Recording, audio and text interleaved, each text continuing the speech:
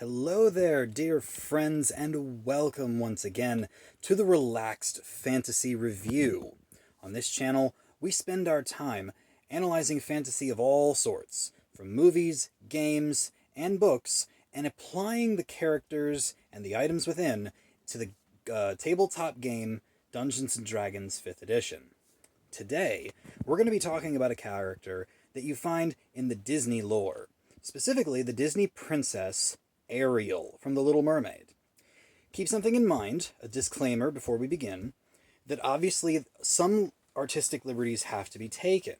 You can't just take a character straight out of fantasy and throw them into a game with the mechanics like D&D, but I've done my best to make Ariel a playable character, one that makes sense given what happens in the movie. Now, Ariel, obviously by her own confession, is 16 years old in the movie. I've estimated her height to be about 5'4" and her weight to be roughly 100 pounds. She has blue eyes, white skin, and red hair. As far as her class goes, I made her into a glamour bard. Given the fact that she is a young princess and doesn't really do a whole lot during the movie other than her performances, I made her level 3. Her background is that of a noble, and her race is a mermaid. We'll discuss that a little bit here in a minute. Also, her alignment is chaotic good. She doesn't like to follow the rules, but what she does with good intentions. As far as her stats go, Ariel I gave a 10 for strength, just common or strength. Her dexterity is a 14. I will address that in a moment, but she's relatively fast underwater. Constitution is 10, pretty standard. Her intelligence is 12. She actually reads and is somewhat well studied, although ignorant of human culture, she knows a lot of information. However, her wisdom is questionable. I gave her an 8 for wisdom because she's not the wisest person in the world, choosing to give up everything for the sake of leaving her home behind. But her charisma is her main stat at 16. That's her big deal.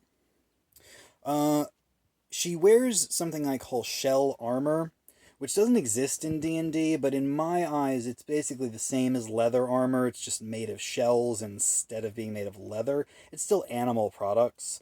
So I gave her a standard armor class of 11. Now, her speed is tricky because she has her fins. I gave her a 40-foot swim speed when she's in mermaid form. But I also gave her a feature that as an action, she can transform her fins into legs.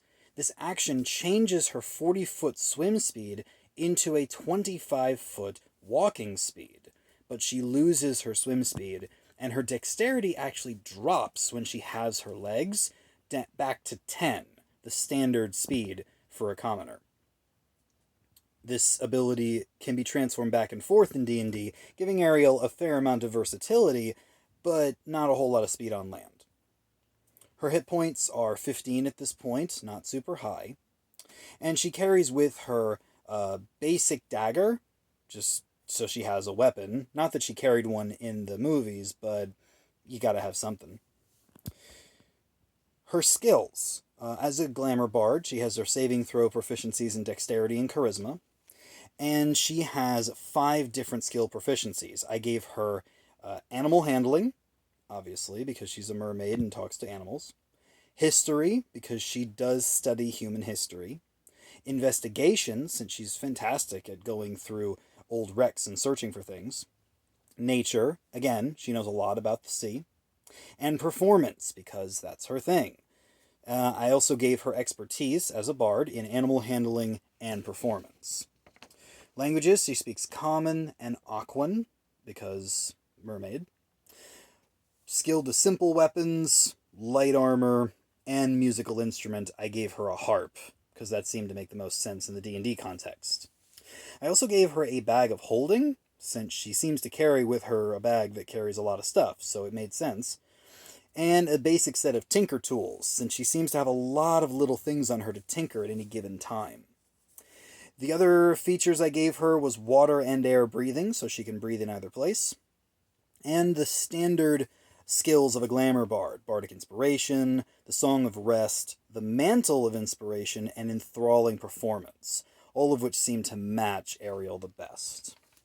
Now, as a bard, she also gets some spells, but what I wanted to do was make sure that her spells were a little more in tune, so I made a couple tweaks as to what she could do.